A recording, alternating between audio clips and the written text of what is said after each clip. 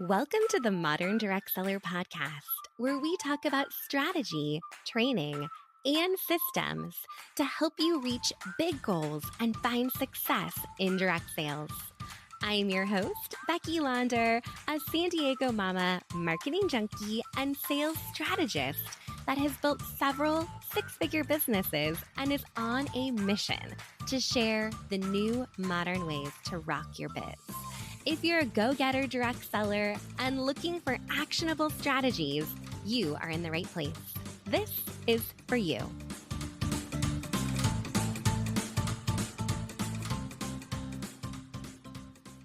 Hey, everyone. Welcome back to the podcast. I am so happy to be with you today. And we have an amazing guest here with us. We have Kristine Widtfeldt, the CEO of Chalk Couture.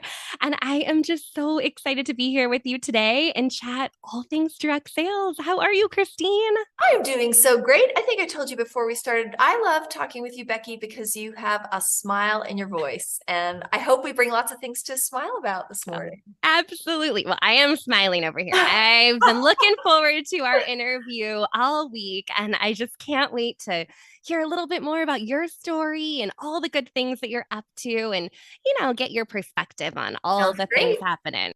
Tell us a little bit about yourself and your background, who you serve, and what you've been doing in this industry. Oh, okay. In a quick nutshell, I studied English in college because I love to read, I love to write, and I love to speak.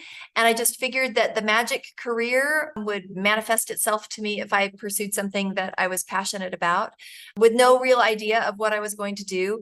And I did a lot of really cool gigs. I've worked at an advertising agency. I've been a magazine editor. I was a film critic for a while. I worked for a newspaper. I've been an on-air television host. And while I was working for an ad agency, one of our clients was in direct selling. And I really loved this client. We were with them as a partner on their first $1 million day. And it was just so electric at the office. And they were just this young, scrappy company with this really innovative product.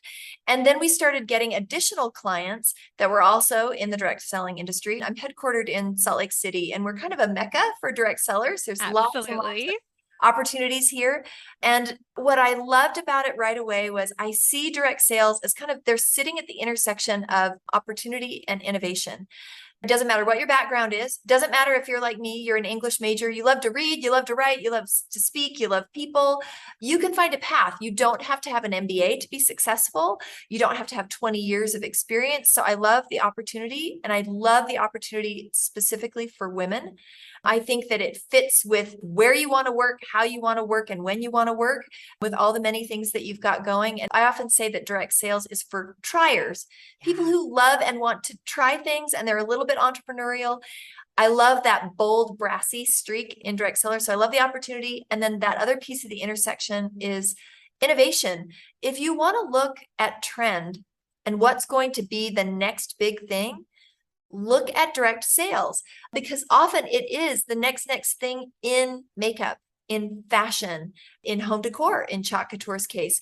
And so before something goes big or is seen everywhere or is even on a big box store shelf, you're going to find it in direct sales, because it is kind of a hotbed and a safe haven for where good ideas can take root, and those triers can take it and run with it. And that's one thing that stood out to me in my ad agency life. And then not long thereafter, I jumped the fence, left the ad agency world, and just immersed myself in direct sales. And it's been 20 years, and I'm still digging it. I love it. And I love what you said just around the opportunity that it provides. I'm sure I'm much like many other direct sellers out there in that I didn't see it coming, right? Like I had my own stuff going on. I never anticipated really stepping into this industry. And I figured I would just give it a try, and things because you're a trier, took right? off. I'm a trier. I'm just going to try this. Yes. I'm like, no. I'm not starting a new business. I promise. Oh, well, maybe I did. Right? So yes, that opportunity is just incredible. Well, and what I think is cool is that you get to define what opportunity means. Not even the company you join, or maybe your sponsor or a team member, they don't get to define it. For so many direct sellers, the opportunity is a chance to be an extrovert and connect with other people and to have a reason to reach out even during a pandemic and to go live on Facebook and to connect with people who are like-minded. In our instance, it's people who love to be creative and take care of their home and make something beautiful. And so that is an opportunity. Yes, there is a financial opportunity, but as human beings, we need to be fulfilled in a lot more ways in addition to financial. We need to have our needs met socially and psychologically and personally. And so I think that's one of the big areas that direct sales can fuel. Yeah, absolutely. It's funny you mentioned that. I was just on a mastermind call a couple days ago for a group that I'm in, and they kind of described this concept of entrepreneurship as being on a forever personal growth journey. And I could relate to that so much that opportunity, you're right, it's more than financial and it provides community and connection, but it also gives you opportunity to grow in ways that you never even realized was Yeah. possible. I And often tell people that all direct sales companies, all good direct sales companies, are personal development companies, hopefully with a great product. amazing. Well, let's talk about great products. Okay, So yay. tell us what you're up to over there at Chalk Couture. Somebody's Oh listening my in gosh. and they don't know anything about what your products are. Just Well, give then us people need to give us check us that. out. And, they can visit us at chalkcouture.com. We're on Facebook and Instagram. We have a product that I could spend 15 minutes describing or 10 seconds in a video showing you. Perfect. Which I think is also awesome because it really set us up to grow on social media. With reels and stories, our field has been able to really show off the big wow of our category creating home decor products without even opening their mouths. That's what's awesome. So in a nutshell, I promise not to spend 15 minutes. We have a really great reusable mesh silkscreen transfer design that allows you to make, like, you see t-shirts of old where they would silkscreen a t-shirt. We do something similar, but it's absolutely no mess, no stress. The silk screen itself, we sell hundreds of different designs. So whether you want something to go on a t-shirt, a tea towel, or on a frame or anything like that, on a kid's project, on a gift, on a card. I've even seen our transfers used on a woman's pregnant belly once. She What? like a baby on board thing. Oh my goodness. I love So that. they work on all kinds of things. You can chalk on your appliances at home. You can put like no snacking on your fridge. You can put no soliciting on your front door or visitors welcome. Or we have hundreds of different designs from Halloween to everyday to Christmas to Hanukkah to sports. And then we offer a huge palette of totally washable chalk paste. It's called our Chalkology paste. So it comes in every different color you can imagine. You can mix and match the colors to create a color of your own choice. They dry in about 30 seconds, and you don't like what you've created, take a damp wash rag, wipe it off. Although you can't, not like chalk where you can smear it with your hands. This dries to a buff matte shine in about 30 seconds, and it'll stay put until you want to take it off. And if you want it to stay put forever, use our permanent ink product. It's the exact same kind of experience as our paste, except that it'll last forever. So if you're going to make a t-shirt, use ink, and then you can wash it and wash it and wash it and love it forever. And I think what's interesting, when we talk about direct sales being at the intersection of innovation and opportunity, sometimes the big wow of a product is sitting right in front of us all along. Like the product that we have is not a fundamentally new concept. The thing that makes it new and exciting is our field. Our field has taken things like a washable chalk paste, this really great reusable stencil, and you can buy similar products at big box stores. I don't think they have the variety of designs or the quality of reusability that we have. But what doesn't happen in a big box store is there isn't someone who's your Sherpa who says that design would look amazing on that surface with those colors, and let me show you how to put it together. And I think that's why sometimes the biggest innovation that direct sales brings to a product is the person who's showing you how to do it and how to do it right. And that's why we're category creating. I think that's what really put us on the map. We've only been around for 5 years, but have grown to in excess of $40 million in top line revenue in 5 years. And it is the easiest, simplest, most fun, cool product ever. And the difference that made it grow our field of independent designers. They're the ones who were like, I can show people how to use this in 10 seconds Yeah. on Facebook. And suddenly everybody went, oh my gosh, I have to have that in my life. Right. Oh my goodness. I love that so much. And I think you're absolutely right. I think the differentiator in this industry is the people and the service that you're getting from them. And what came to mind as you were chatting about that is I bet your independent designers have come up with things that you never even imagined could be created. Yes. And that's the cool thing is that I often tell them, you are leading this company. We are watching what you are doing with our products, and you are pushing trend. You're inspiring what we'll come up with next. We don't sit in a meeting and just say, what do we think they'd like? We go out and look at what they're doing and we go, oh my gosh, that's innovative. Let's listen to them. Let's follow what they're doing. We do have an amazing in-house studio of talented designers who are creating our own social media ideas and projects, but nothing parallels our field of designers and what they come up with. We're regularly going, did you see what so-and-so did? It's awesome. I bet it is so much fun. And, Yeah.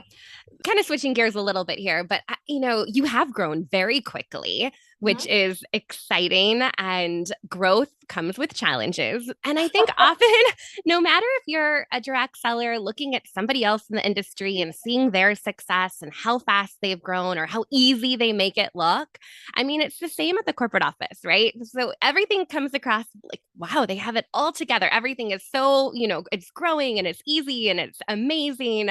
Tell us a little bit more about that. And What it's has that not, journey right? looked like on the It's not inside? easy. Oh gosh, wow. We could do a whole podcast on the overnight sensation that isn't, and all the long hours and the things that go wrong. And honestly, I really believe in the adage, you either win or you learn. Yeah. And we have learned a lot. And gratefully, I think we have really, really patient, flexible, visionary designers who have been willing to stick with us through the lumps and bumps and as things maybe haven't worked out as well as we wanted them to. And they've just stuck with us and kept on swinging.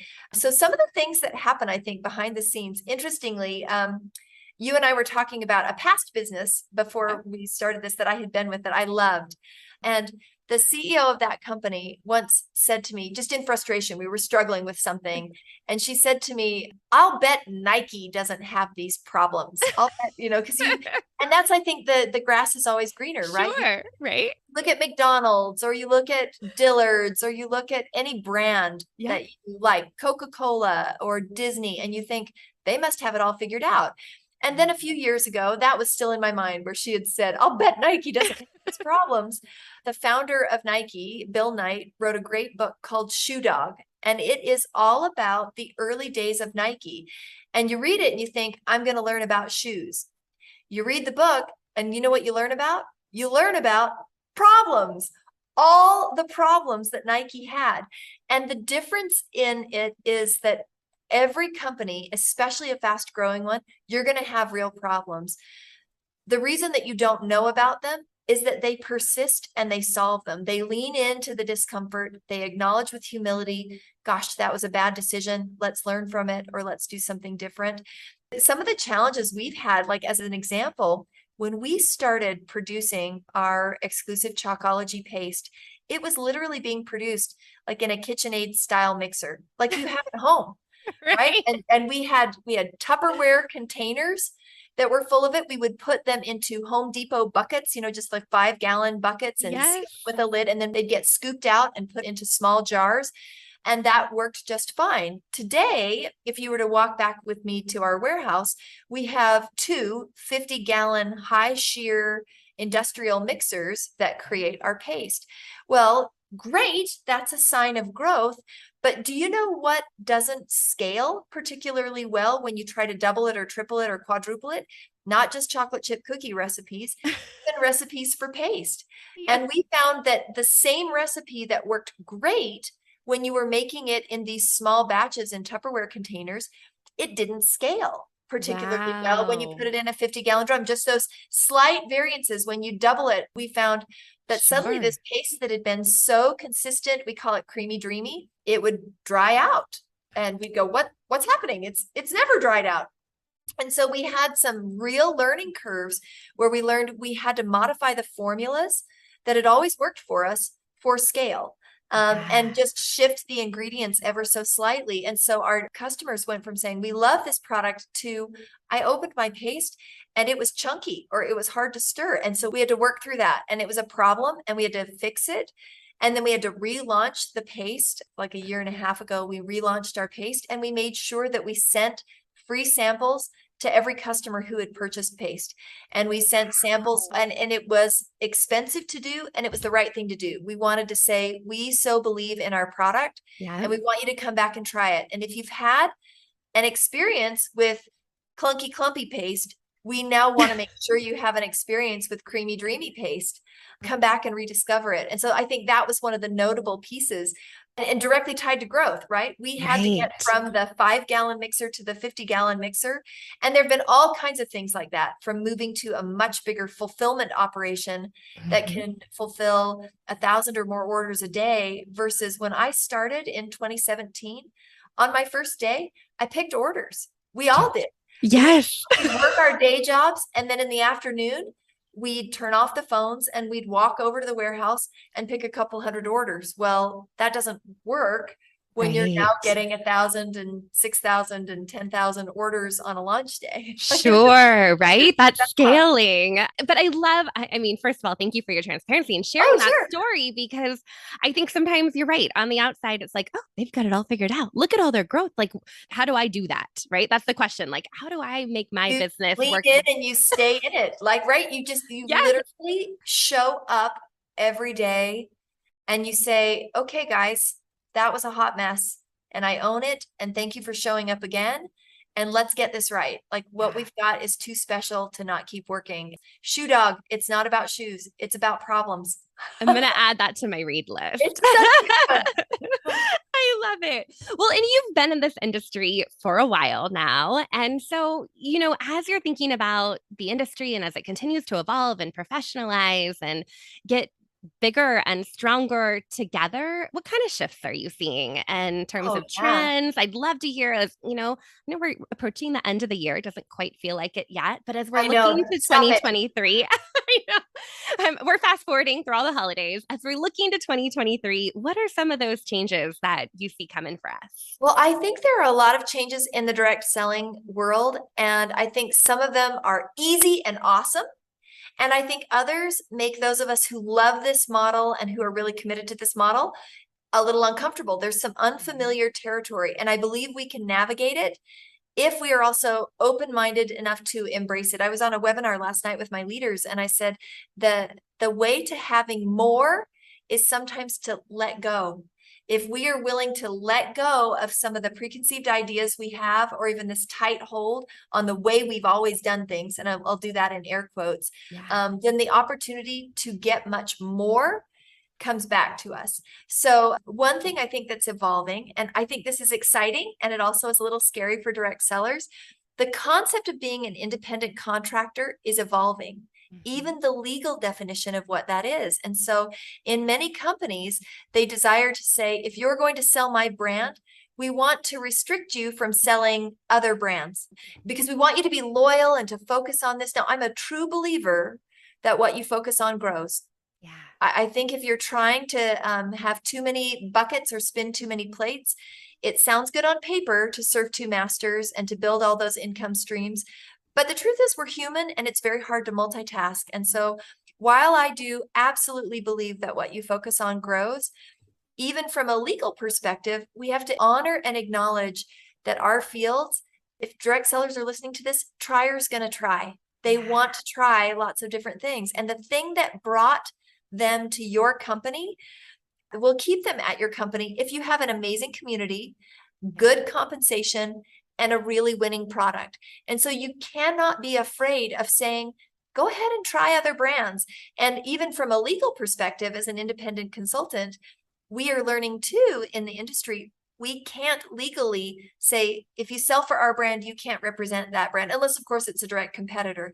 So I want to welcome people to Chalk Couture who also love to represent makeup, or women's accessories and handbags or other products like that, like weight loss or whatever else, instead of saying, nope, you have to be exclusive to my brand. And I think that that's historically made direct sellers very uncomfortable, but we have to be willing to say, we're going to let go because we believe that that good karma will come back to us tenfold. I think the other thing that we're seeing as a trend is, direct sales, when this model was really gaining traction 30, 20, even 10 years ago, we did not have strong e-com. Amazon wasn't a thing. And yet now today, Amazon is what your customers are comparing you to. And you're like, well, I'm not Jeff Bezos. Yeah. I don't have millions of web developers. And sometimes it's really hard to get a product delivered in 2 days, but everybody has Amazon Prime. And now I can order my dog food and it's there in 2 days.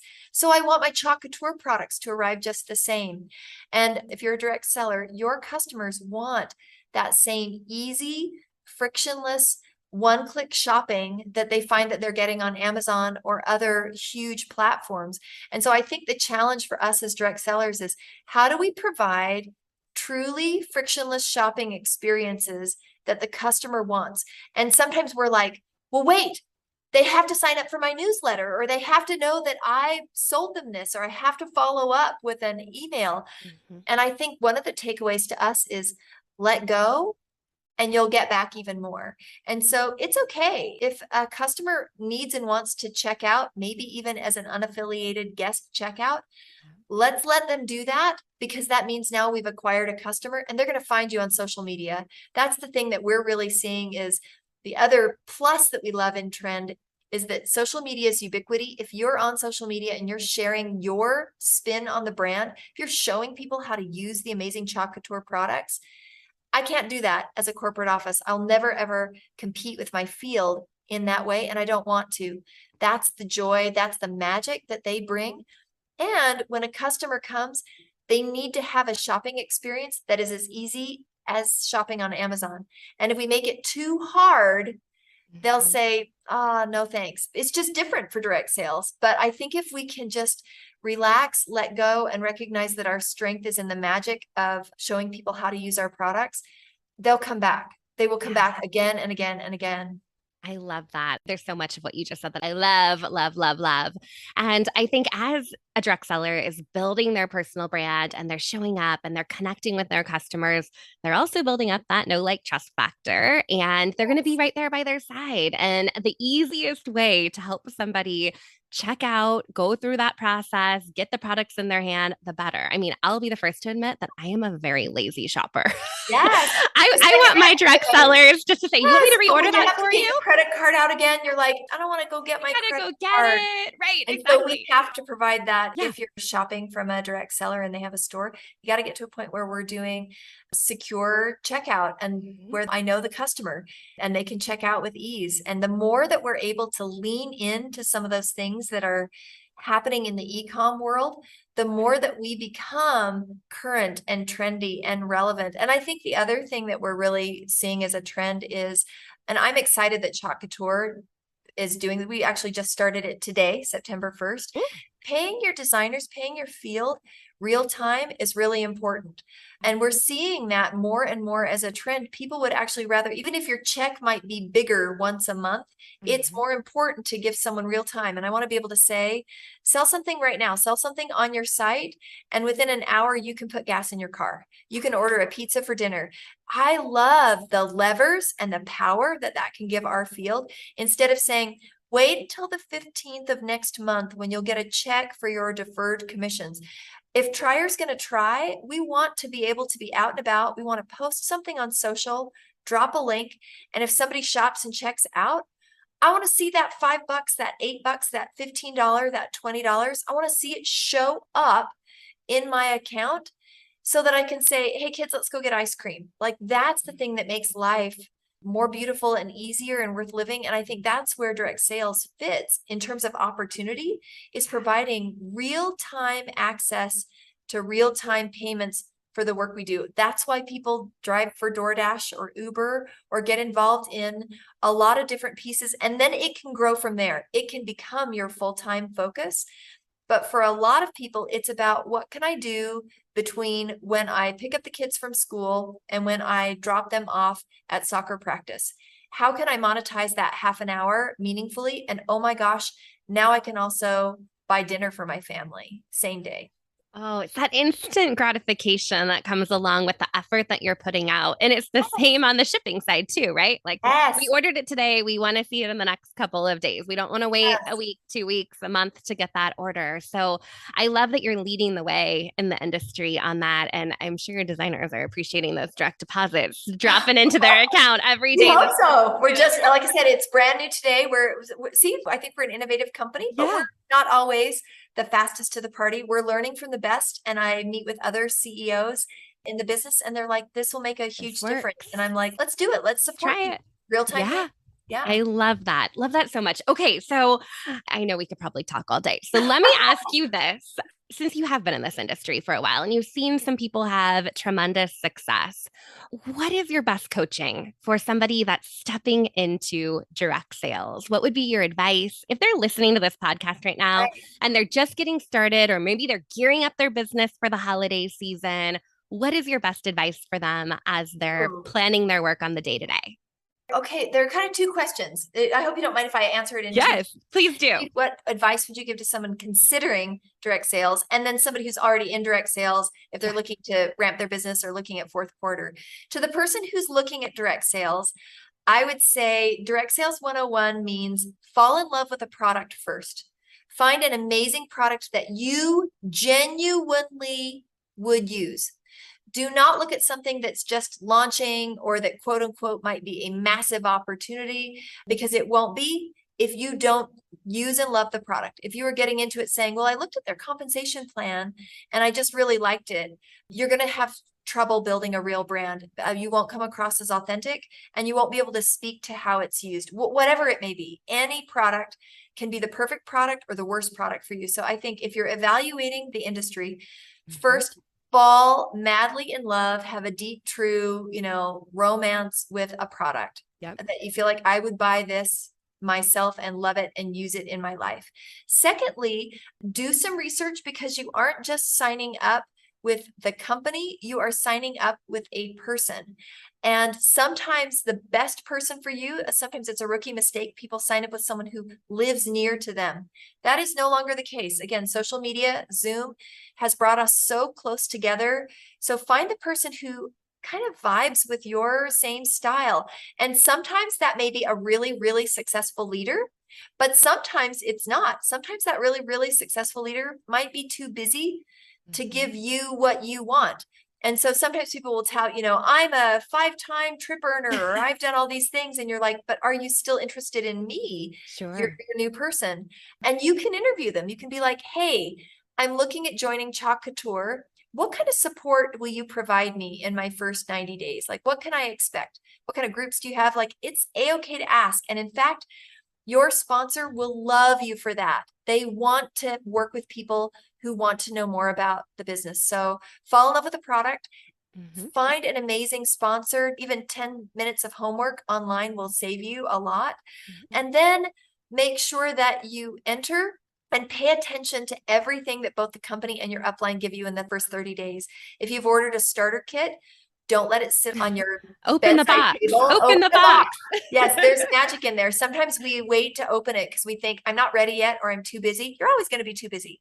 Open it and dive in. And the first thing that I always encourage everybody to do is record an unboxing video. It's good for you. It's good for everybody. And it's even good for your family and friends, for them to see, oh my gosh, my sister, Kristine, look at how cute oh man, look at that cute thing that's in there. And you're sharing the surprise with them. So that's kind of a direct sales 101 for people who aren't in it yet, to even get them going. And make sure your friends and family know what you're doing, because they'll be your biggest supporters and will help you connect with other people as you work to build your community. If you're already in direct sales, then my biggest advice is nothing new. I think common sense is the best rule, even though sometimes it's not common practice. And I love the adage that you can work a business full-time or part-time, but you can't work it in your spare time. So my best advice for someone who is in a direct selling company and wants to really take advantage of fourth quarter, because this is the time when we shine. People, their wallets are open, their hearts and minds are open. They're interested in charitable giving. They're interested in projects. They're willing to get together to party. They're looking for an off the beaten but really unique gift to give to their mom and their sister and their bestie and their kids' teachers. And so you are that person, and people want to shop local. Emphasize that you are the local person. You are representing, I am here in Draper, Utah. I am your local connection to this amazing product. More and more people want that opportunity. Emphasize the local angle. Make sure that you set aside a certain amount of hours every week that you are working. Consistency is always key. I know we hear that. It doesn't have to be a lot. I'm not telling you that to have a successful fourth quarter, you need to be working at 40 hours a week. If it's 5, make those 5 hours, that 1 hour a day, super, super profitable and focused on nothing but your business. In fact, put yourself in your garage, headphones on. I'm saying that, of course, you're laughing because Becky's working. I'm in my garage. Right? But go somewhere where the distractions are minimized and you are not hearing the laundry buzz and you are not hearing the TV that your kids are watching, and make sure that you are in a really quiet place. I'm a huge believer in to-do lists and holding myself accountable. I also believe if you have a running buddy, even if it's somebody who's not in the business, talk to your partner, talk to your spouse and say, honey, today my goal is I am going to set an alarm, and for 15 minutes, I'm going to focus on reaching out to everybody who has ever ordered from me in the last 6 months. And I'm going to tell them what I'm offering for the month of September. And then let's talk about it at dinner tonight. Like, I think husbands, partners, spouses, boyfriends, girlfriends, they are the best accountability partner because they want you to win. Absolutely. And so it's sometimes great to find someone in the business who can hold you accountable. But I literally will tell my husband, like on a Saturday morning, here are the things I want to do today. And then we're going to talk about it at dinner. So when we get back together at 6 o'clock at night, hold me accountable. And he'll say, how did that go? Did you finish this? Did you do that? So we need accountability. We need deadlines. And I would say set golden time apart for just your business. And it doesn't have to be a lot. I think we often tell ourselves, I have to either be in or out, when in truth, we win by doing just 1%, just a degree better than we feel comfortable. I do that even when I'm on a treadmill. I'll be running on a treadmill and I'll often tell myself, do 1 more minute. And then I'll get to the end of that minute and I'll go, okay, do one more. Do one more. Just one more. And it might be a mind game or a trick, but it makes me feel like just a bad A girl boss. Yes. When I push myself even 1 step farther than I thought I was going to do. Yes. Oh my goodness. So much good advice packed in there. I hope everyone is jotting down all the notes right now because that was just too good. That's your pep talk. Get out there. Make it happen. Rule of the day too is back early in my career, I worked for Stephen Covey. I worked for the Covey Leadership Center, the man who wrote The 7 Habits of Highly Effective People. And I learned something from working with him and in this wonderful environment, which was all about how to be as effective and to be your best self. And one of my key takeaways was, this is so silly, but it works. Get up in the morning when your alarm goes off or before, because it is the first commitment of the day. Nobody else knows if you hit the snooze button or stay in bed 5 minutes longer, but you do. And he always used to say, the most important person to hold yourself accountable to is you. And it starts with whatever time you've told yourself to get up in the morning. So if you've told yourself, I'm going to get up at 6:30 tomorrow, do it. And then make your bed.